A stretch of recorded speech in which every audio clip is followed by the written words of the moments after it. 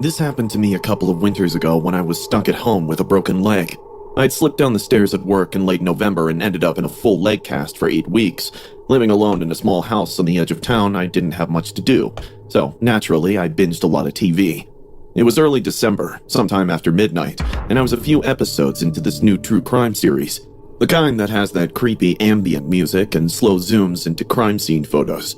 I remember the event clearly, because the episode was about a stalker who had been sneaking into women's homes at night. Great choice, right? I paused the show when I noticed it was snowing outside. The season's first snowfall made me smile like a child, despite the fact that I was in pain and confined inside. I picked up my crutch and limped toward the window. The large glass pane in my living room faced the street. I could see the snow gently covering the road and the tops of mailboxes. Everything looked serene and empty. It felt like I was the only one awake at that hour, witnessing the world change. Streetlights gave that snow a warm orange glow, and for a few seconds, I just watched the flakes dance.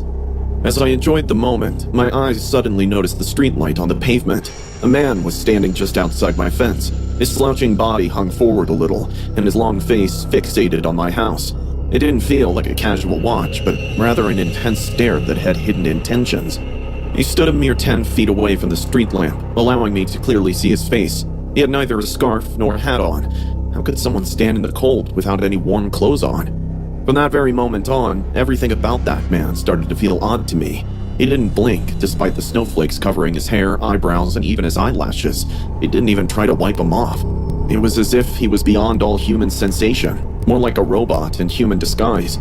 He was just staring right at my house. He was staring directly at me. My stomach dropped. I didn't want to assume the worst at first. Maybe he was a neighbor. Maybe he was drunk. But the longer I looked, the more I realized he was too still. He was neither swaying nor shifting his weight.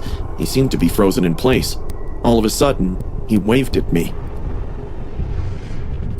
With my heart racing, I limped back to the house, immediately locked the front door, and then double-checked to make sure the back door was secure. All windows locked. I shut the drapes to that front window and sat back on the couch, crutch leaning next to me.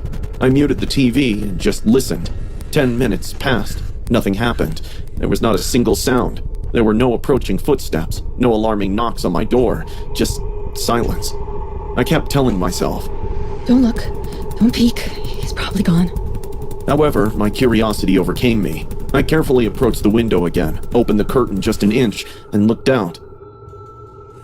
He was right there, right outside the window. He had his terrifying face pressed against the glass. The heat from within is now melting the snow from his cheeks. His eyes glowed in the moonlight. A giant grin spread across his face. I could see his yellow-stained teeth gazing at me like he'd been waiting for me to look. Our eyes locked, and I swear my blood froze. I stumbled backwards and almost dropped my crutch as I screamed. I quickly reached my phone and dialed 911.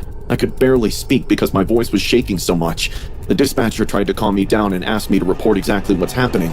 It took me a few nervous seconds to gather my courage and report the incident. "There's a man outside my house. He was watching me through the window."